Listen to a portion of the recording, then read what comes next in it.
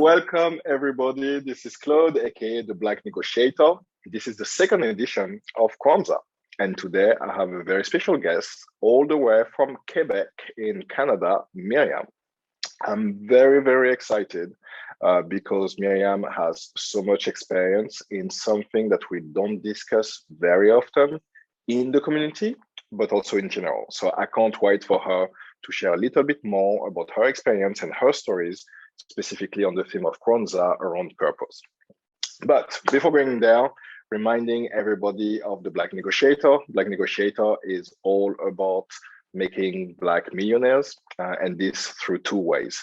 It's really about changing your mindset. Mindset when it comes to investing, but also mindset when it comes to negotiating value for yourself. And in the topic of mindset, it's really important to be grounded, healthy, and stable. So again, I cannot overstate how important the work that Miriam is doing is for everybody. So for Miriam, I really like her podcast. I've been listening to them over the past 2 to 3 weeks, and there's a few things that really hit me. There's an angle that I have not seen before. There's an angle that feels really Black culture, Black community, or like shared experiences that I could recognize myself in. And that doesn't happen very often when we come to the topic of health or mental health. So I really like that. The other thing I really, truly appreciate is vulnerability. A lot of people are talking about being vulnerable. Miriam is taking this to a whole new level from a place of strength. So I will want absolutely to hear how she does that and how has been her experience on that front. But without further ado, Miriam, could you please introduce yourself? And thanks again for joining. Thank you, Claude. Thank you for inviting me to this conversation. So my name is Miriam Njoku. I live in Quebec now. I'm from Cameroon. I was born in Cameroon where I grew up. I'm also from Switzerland, where I spent 20 years before moving to Canada 5 years ago. I'm a mom of 3, and I'm a life coach. I'm a trauma-informed life coach. So I work with survivors of childhood trauma and trauma in general to help them live their life, their present life and their future life more serenely and not be held by the wounds of the past. Can you tell us a little bit more about how you landed in that position? Because you have a very varied mixed background in all your work experiences. Landing in that field, what was your path there? Yeah, so it's very recent. It's in discovering myself that I shifted my career to now focus on coaching and podcasting and sharing my story and sharing stories in general. And initially, I was trained as a political scientist, so I have a bachelor's in political science and a master's degree in international political economy from the London School of Economics. So I worked in private banking in Switzerland. I worked for the UN and many organizations. But in all that, I just felt as if I was hiding. It was not the real me. I didn't know who the real me was. And I just felt really uncomfortable that I was not doing what my purpose was. So it's in my own personal journey in trying to understand how I always felt disconnected from my work, from things around me, that I met a therapist who told me about trauma. I only met her once. She didn't have time to take me as a client. And she told me, all the stories you've told me, it's because of childhood trauma that you react like that. I suggest you read this book called Trauma and Recovery from the Harvard professor, Judith Herman. You will see what I mean. And it's true, in that book, it was all my reactions were described, but from someone who doesn't know me, something I kept inside with so much shame, and someone who doesn't know me know exactly. I was like, okay, so this is a thing. So that's how my journey shifting my career started, because I'm like, wow, so many people suffered or had a childhood like mine. It's impacting their present life, and we don't know it. We don't know it. We think, instead of thinking that something happened to me, I need to heal from it, we carry this wound that something is wrong with me. I need to hide. People shouldn't see that I'm a broken human being. And it's really sad, actually. That's what I want to change. Yeah. That's truly amazing. So what was your experience the first time you shared your story? People reached out to me telling me that I gave them words to describe their experience, that they always knew that something, they didn't have the words to describe what they went through and the impact it's having on them, and that's where I think awareness is so important, because we cannot heal what we don't know. We cannot heal what we don't recognize. So we have to know what's going on with us. And sometimes in the way psychology is made, when we suffer so much, we even identify with our abusers, especially if it's like family members and everything. And we live in denial. So we want to uphold this image of the uncle, the mother, and then who is wrong then? It's us. We are the ones who are wrong because we want this relationship too.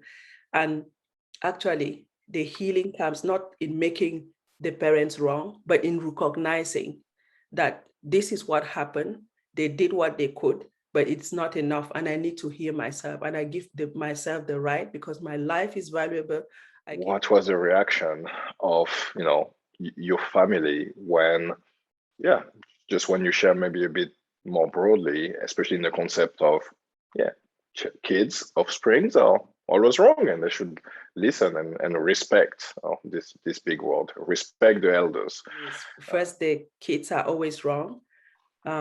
Kids don't have a voice. They don't know anything. We have to know that the adults we become, we are made between our making, like the way we see the world, it's really made between 0 and 7 years old. So when we think that kids don't remember, they don't know anything, actually they see everything. They absorb everything. What we don't say, kids, they feel and they absorb it, right? So that's something we really need to know. How does a child function? This is something, it's like an educational thing that we have to bring into our communities. What a kid needs, how a kid needs to be seen, nurtured, validated, and cared for, not only physically, but also emotionally. Because in most families, they say, oh, are you clothed? Yes. Have you eaten? Yes. So what's your problem? But that's not enough. We're going into a world where with technology, things are going to be moving very fast. And really the biggest asset we give people is emotional intelligence. And when you're raising your kids like that, you're not setting them up for success for the world of tomorrow. When you're silent and continually silent, when you get to the workplace, what happens? There's this thing called a fear of authority. You're scared of your boss. I was scared of my bosses. And then I was terrified of my bosses. It came from what? It came from being beaten by my uncle. And then I get to the workplace, these dynamics, they come back and they play me, and then in my disfavor, because then I don't perform how I should perform. I don't get the promotions I need to get, and I know I can do it, but I just don't do it, so it blocks you. And then the other way, the second part of your question about how my family reacted when I started sharing my story broadly. So I had to, in French, you say affranchir. I had to kind of break away from what my family thought of me and sit in what I thought of myself. I had to get away from that external gaze, the need for my family to accept me, and turn it inside for the need for myself to accept myself. And in that, I had to break certain dynamics in my family. The thing that you have to always respect your parents. In my case, it made that I never told the truth to my mother, for example, because I didn't grow up with my father. My mother, she left us with different caregivers and we were abused in many different ways. But there was never that opportunity to tell her, because in her mind, she brought us to Europe. She gave us documents. She's the best mom, between how I feel with the anger and the hurt I feel and what my mother thinks. And then you have to respect your parent as an African child. So I wanted to be the good African child. So I would pretend I respect, but I was angry. But at one point, with pregnancy, my third pregnancy and the hormones, everything came out. It wasn't beautiful. It wasn't, I wouldn't say you should do it like that, but I don't regret it because it had to come out. When you're not used to using your voice, the first time it comes out, it's not beautiful. It's not structured. It's not, you know, so it all came out. So I took back my place as the child and I told my mother, I have to tell you what happened to me. Please don't say I'm sorry, you start crying. No, just listen in silence. I need that from you. So from there, when I did that, I decided that I was going to speak my truth, even if it pleased my family or not. So I speak to my mom. I'm on good terms with my mom, but my truth is my truth, and nobody's going to take that away from me. And I think that's part of becoming an adult. For all the Black kids, Black adults, you know, that's part of becoming an adult. You're allowed to disobey your parents. That's what I would Yeah, remember that when your kids grow up. Oh my, yeah. That's sometimes the tension Yeah, that it's I feel easier to speak now, huh? Yeah, exactly.